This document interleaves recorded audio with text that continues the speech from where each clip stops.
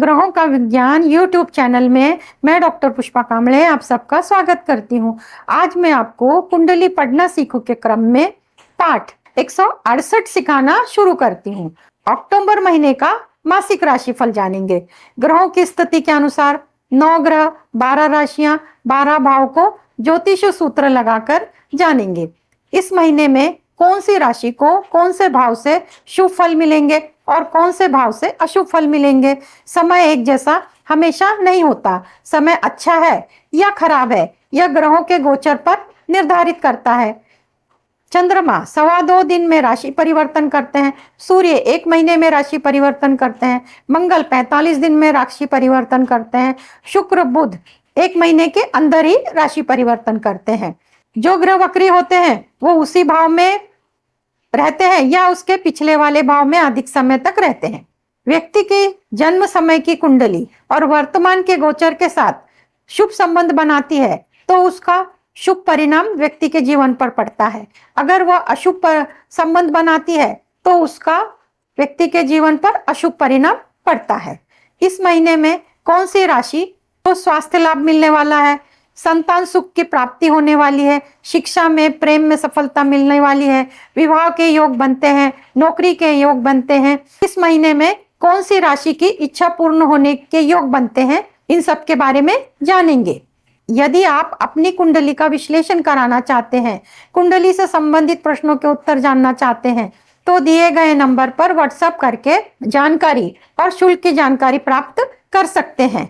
अक्टूबर महीने में ग्रहों का राशि परिवर्तन 13 अक्टूबर को शुक्र वृश्चिक राशि में परिवर्तन करेंगे। 17 अक्टूबर को सूर्य तुला राशि में प्रवेश करेंगे। 20 अक्टूबर को मंगल कर्क राशि में प्रवेश करेंगे। तुला वृश्चिक धनु राशि का अक्टूबर महीने का मासिक राशिफल चार्ट के अनुसार समझते हैं। तुला लग्न तुला राशि का चार्ट 7 नंबर से शुरू होता है। लग्न में तुला राशि शुक्र की स्थिति है। पंचम भाव में कुंभ राशि में शनि की स्थिति है। षष्ठ भाव में राहु की स्थिति है। अष्टम भाव में गुरु की स्थिति है। भाग्य भाव में मंगल की स्थिति है और द्वादश भाव में केतु, सूर्य और बुध की स्थिति है। मालव्य योग शुक्र स्वराशि में लग्न में स्थित है। मालव्य योग बन रहा है। पंच महापुरुष योग में से यह योग है, महत्वपूर्ण योग है, सुखों की प्राप्ति कराने वाला होता है। चंद्रमा का गोचर इस महीने में जिन राशियों से होता है उन राशियों में जो तारीखें पड़ती हैं उन तारीखों को जो भी काम किया जाता है उसमें सफलता नहीं मिलती है। तो चंद्रमा का अक्टूबर महीने में वृषभ राशि, कन्या राशि और मकर राशि से गोचर होता है तो तारीखें इस प्रकार आती हैं 2, 3, 11, 12, 20, 21, 29, 30। इन तारीखों को महत्वपूर्ण काम की शुरुआत ना करें। लग्नेश और इच्छा पूर्ति का ग्रह लग्नेश शुक्र है और इच्छा पूर्ति का ग्रह सूर्य है। सिंह राशि है।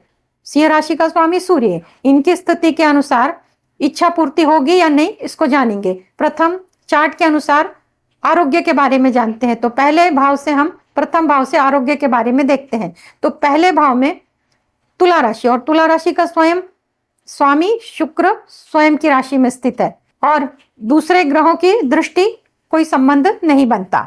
आरोग्य के लिए स्थिति अच्छी है। पंचम भाव से शिक्षा, संतान और प्रेम संबंध के बारे में जानते हैं।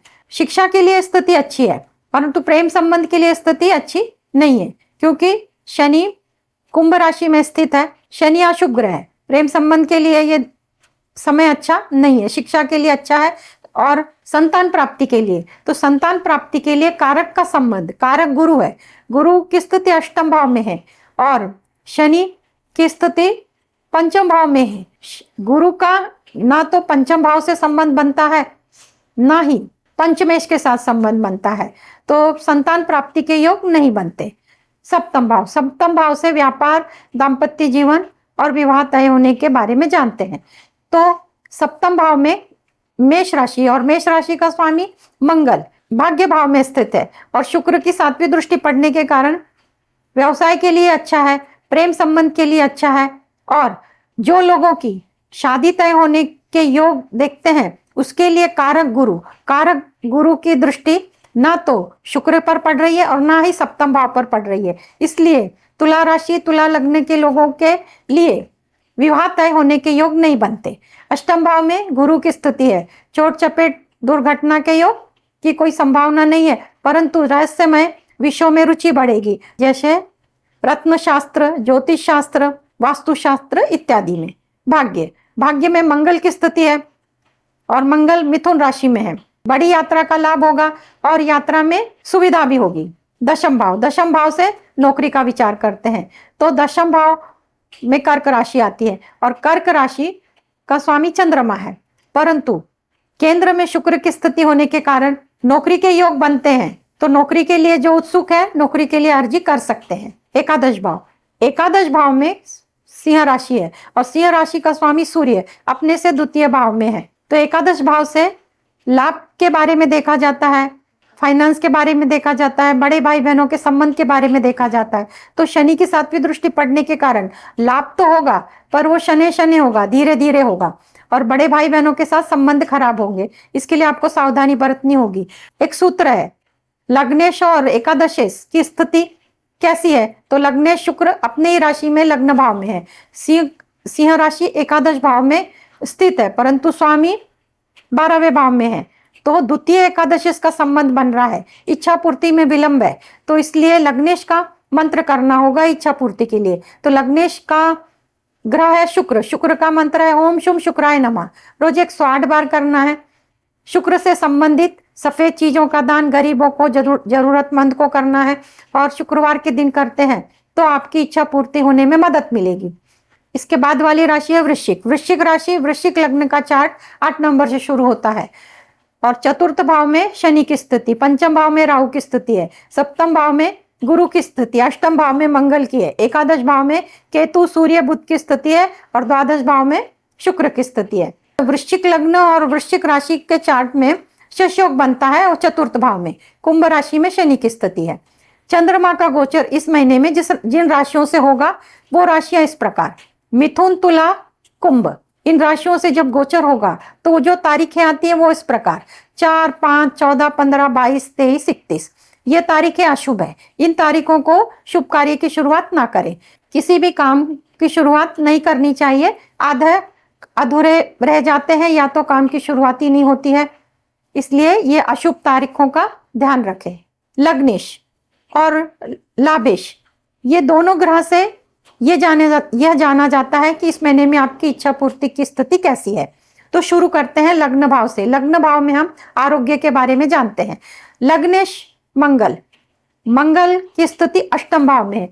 लग्नेश मंगल है 8वें भाव में, 6-8 का संबंध है और गुरु की स्थिति सप्तम भाव में होने के कारण 7वीं दृष्टि गुरु की लग्न भाव पर पड़ रही है। फिर भी शनि की 10वीं दृष्टि लग्न भाव पर पड़ने के कारण आरोग्य के बारे में आपको सावधानी बरतनी होगी। शुभ ग्रह की दृष्टि पड़ने के कारण बीमारी होगी भी, वो ठीक भी हो जाएगी। चतुर्थ भाव, चतुर्थ भाव में माता का स्वास्थ्य का विचार करना होगा।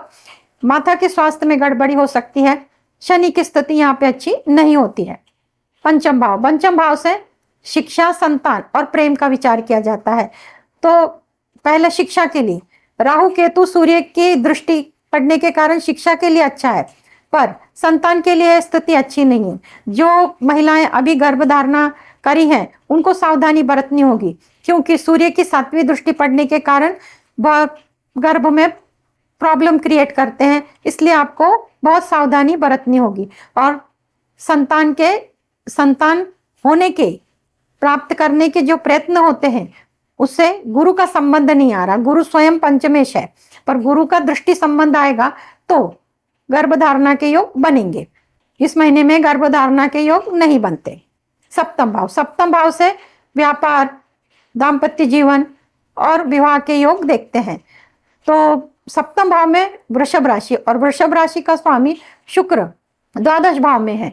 तो और जो स्वामी कारक है, कारक बुध है, बुध 9 पंचम का योग बना रहे हैं, तो व्यापार के लिए स्थिति अच्छी है। और जो दाम्पत्य जीवन जिनका है उन पहले से अगर मतभेद है तो अच्छा हो जाएगा, मतभेद में सुलह हो जाएगी। और जो लोग शादी के लिए इच्छुक हैं, शादी तय होने के मार्ग पे हैं, तो उनकी शादी तय होगी और शादी संपन्न भी होगी। अष्टम भाव, अष्टम भाव में मंगल की स्थिति होने के कारण चोट चपेट दुर्घटना के योग बनते हैं, तो वाहन चलाते समय सावधानी बरतनी होगी। नौकरी के योग दशम भाव से देखते हैं। दशम भाव में सूर्य, सिंह राशि है और सूर्य की स्थिति एकादश भाव में है। यह स्थिति नौकरी के लिए अच्छी है। शनि की 7वीं दृष्टि पड़ रही है, गुरु केंद्र में है। तो जो लोग नौकरी के लिए इच्छुक है, वो लोग अर्जी दे चुके हैं या देने वाले हैं, तो उनको सफलता मिलेगी नौकरी में। एकादश भाव से लाभ का विचार किया जाता है। तो एकादश भाव में केतु है, सूर्य है, बुध है और राहु की दृष्टि है और मंगल की 4थी दृष्टि है। बड़े भाई बहनों के साथ संबंध में मतभेद आएंगे, सावधानी बरतनी होगी। और लाभ के मार्ग मिलेंगे, पर उसमें भी भ्रम होगा, ये करूं वो करूं या ना करूं। भ्रमात्मक स्थिति होगी लाभ के बारे में। तो सोच समझ के इस गोचर काल में आपको निर्णय लेने होंगे। राहु की 7वीं दृष्टि लाभ भाव पर पड़ती है। एकादश जो है कन्या राशि में बुध अपने उच्च राशि में है और लग्नेश मंगल अष्टम भाव में मिथुन राशि में है। लग्नेश मिथुन राशि में है और लाभेश स्वयं बुध अपनी ही राशि में है। पर मंगल की 4थी दृष्टि पड़ने के कारण, मंगल की बुध पर 4थी दृष्टि पड़ने के कारण ये इच्छा पूर्ति के लिए समय बहुत अच्छा है।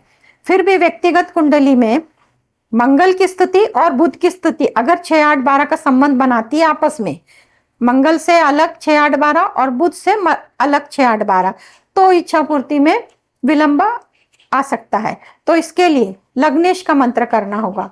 लग्नेश मंगल है, मंगल का मंत्र ओम भोम भोमाय नमः रोज 108 बार करना है। और मंगल से संबंधित चीजों का दान गरीबों को और जरूरतमंद को करना है। मंगल की चीजें गुड़, लाल फल इत्यादि आप दे सकते हैं। मंगलवार के दिन मसूर की दाल, गुड़ गाय को खिलाते हैं तो भी आपकी इच्छा पूर्ति होने में आपको मदद मिलेगी। इसके बाद की राशि है धनु राशि का चार्ट, धनु लग्न का चार्ट 9 नंबर से शुरू होता है और 9 नंबर के चार्ट में शनि तृतीय भाव में है, चतुर्थ में राहु है, षष्ठ भाव में गुरु की स्थिति है, सप्तम भाव में मंगल की स्थिति है और दशम भाव में केतु, सूर्य और बुध की स्थिति है। एकादश भाव में शुक्र की स्थिति है। बुध कन्या राशि में दशम भाव में है, भद्र योग बन रहा है। बुध कन्या राशि में उच्च के होते हैं, भद्र योग बन रहा है। पंच महापुरुष योग में से एक महत्वपूर्ण योग है। इस योग के महत्व ये बहुत अच्छा सभी सुखों को प्रदान करने वाला होता है। इस महीने में अक्टूबर महीने में गोचर, चंद्रमा का गोचर जिन राशियों से होता है वो राशियां कर्क राशि, वृश्चिक राशि और मीन राशि। इन राशियों में से जब चंद्रमा का गोचर होता है तो जो तारीखें पड़ती हैं वो तारीखें इस प्रकार 7, 8, 16, 17, 24, 25। ये तारीखें अशुभ है। इन तारीखों को शुभ कार्य की शुरुआत ना करें। अगर करना जरूरी है, मजबूरी है, अगर टाल सकते हैं तो टाल दें, क्योंकि इन तारीखों को किया गया कार्य कभी सफलता नहीं दिलाता। इसलिए इन तारीखों को ध्यान में रखें। और इस महीने में लग्नेश और इच्छा पूर्ति का ग्रह की स्थिति कैसी रहने वाली है इसको जानेंगे। पहले जानते हैं लग्न भाव से आरोग्य। लग्न भाव में धनु राशि और धनु राशि का स्वामी गुरु अपने से षष्ठ भाव में वृषभ राशि में और वृषभ राशि का जो स्वामी शुक्र लाभ भाव में है। आरोग्य के लिए अच्छा है। तृतीय भाव में शनि की स्थिति है। शनि कुंभ राशि में अपने ही राशि में स्थिति है। छोटे भाई बहनों के साथ संबंध मतभेद हो सकते हैं, इसके लिए सावधानी बरतनी होगी। परंतु जो भी लोग मार्केटिंग से संबंधित कार्य करते हैं, छोटी यात्रा से संबंधित कार्य करते हैं, क्रिएटिव फील्ड में है, उनके लिए स्थिति अच्छी है, तो वो उनको उनके कार्य में सफलता मिलेगी। चतुर्थ भाव से माता का सुख, तो माता के स्वास्थ्य में खराबी होगी। केतु की, सूर्य की, बुध की दृष्टि चतुर्थ भाव पे पड़ती है। चतुर्थ भाव में राहु की स्थिति है। राहु भ्रमात्मक रोग दिखाते हैं, तो माता के स्वास्थ्य में खराबी होगी। माता का स्वास्थ्य के बारे में आपको स्वयं सतर्कता बरतनी होगी, सावधानी बरतनी होगी। पंचम भाव से हम शिक्षा, संतान, प्रेम संबंध के बारे में जानते हैं। तो शिक्षा के लिए स्थिति अच्छी है, क्योंकि पंचमेश अपने से तृतीय एकादशेश का संबंध बना रहे हैं। मंगल सप्तम भाव में है, शिक्षा के लिए अच्छा है। प्रेम संबंध के लिए अच्छा है, क्योंकि शुक्र की 7वीं दृष्टि पड़ती है। फिर भी शनि की तीसरी दृष्टि पड़ने के कारण थोड़े मतभेद आएंगे, पर वो निपट जाएंगे, सुलह हो जाएगी। संतान प्राप्ति के योग के लिए जो कारक गुरु है वो षष्ठ भाव में होने के कारण संतान प्राप्ति के योग नहीं बनते। सप्तम भाव से व्यापार, दाम्पत्य जीवन और शादी तय होने के योग देखते हैं। तो सप्तम भाव में मिथुन राशि और मिथुन राशि का स्वामी बुध अपने ही उच्च की राशि में दशम स्थान में बैठ के भद्र योग बना रहे, तो व्यापार के लिए स्थिति बहुत अच्छी है। दाम्पत्य जीवन के लिए स्थिति अच्छी नहीं है। मंगल विच्छेदात्मक विचारों में मतभेद ला सकते हैं, इसलिए दाम्पत्य जीवन के लिए आपको सावधानी बरतनी होगी। और शादी तय होने के लिए कारक का विचार किया जाता है। कारक गुरु है, वो षष्ठ भाव में है और गुरु की दृष्टि बुध पर पड़ रही है, सप्तमेश बुध है, परंतु ये स्ट्रांग योग नहीं बनता। लग्न विवाह तय होने के लिए गुरु का सप्तम भाव से दृष्टि संबंध होना और सप्तमेश के साथ दृष्टि में साथ संबंध होता है, तब स्ट्रांग योग बनते हैं। पर ये योग स्ट्रांग नहीं है तो शादी के योग नहीं बनते। दशम भाव से हम नौकरी का विचार करते हैं, तो दशम भाव में बुध भद्र योग बना रहा है, सूर्य की स्थिति है, मंगल सप्तम भाव में, तो नौकरी के लिए ये समय बहुत अच्छा है। अगर आप नौकरी के लिए अर्जी दे चुके हैं तो आपको उसमें सफलता मिलेगी, और जो लोग उत्सुक हैं नौकरी मिलने के लिए वो अर्जी दे सकते हैं, नौकरी मिलने के चांसेस हैं। एकादश भाव से लाभ का विचार करते हैं, तो एकादश भाव में स्वयं की राशि में शुक्र स्थित है, तुला राशि में, और एकादश भाव का स्वामी शुक्र बनता है और लग्नेश गुरु बनते हैं। तो गुरु और शुक्र 6-8 का संबंध बना रहे हैं। गुरु से गिनेंगे तो 6 और शुक्र से गिनेंगे तो 8। ऐसी स्थिति में इच्छा पूर्ण होने में विलंब लगता है, तो इसके लिए क्या करना चाहिए, तो लग्नेश संबंधी मंत्र करने चाहिए। तो लग्नेश गुरु का मंत्र है ओम ब्रीम बृहस्पते नमः। रोज 108 बार करें। गुरु से संबंधित चीजों का, पीली वस्तुओं का दान गरीबों को, जरूरतमंद को गुरुवार के दिन दे। चने की दाल, पीला वस्त्र, पीले फल दे सकते हैं, गुरुवार के दिन देते हैं तो आपको आपकी इच्छा पूर्ण होने में मदद मिलेगी। आज के क्लास में इतना ही। धन्यवाद।